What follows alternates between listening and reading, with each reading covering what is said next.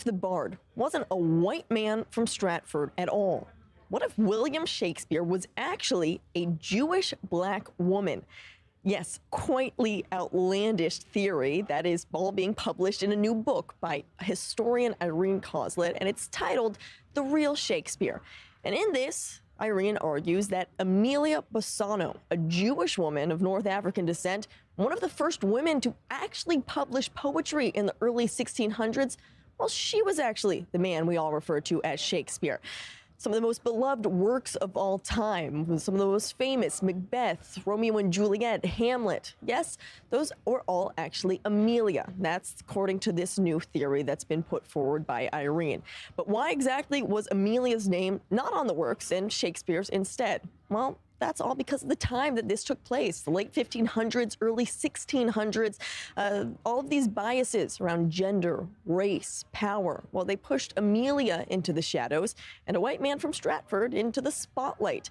If you think about the early 1600s, it's highly unlikely that a woman, let alone a Jewish woman of color such as Emilia, would be able to publish such dramatic works that Shakespeare actually wrote.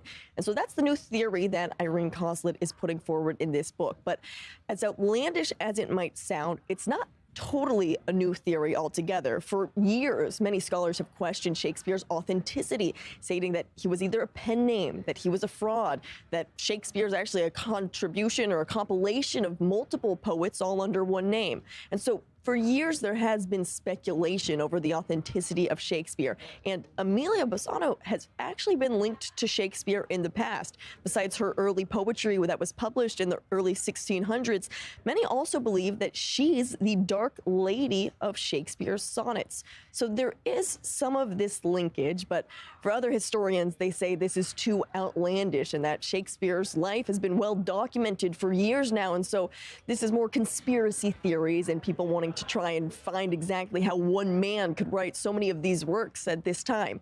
But still, whether this rewrites some history or remains just a footnote, it is certainly stirring up a fresh conversation about who gets to tell history and whose stories are actually told.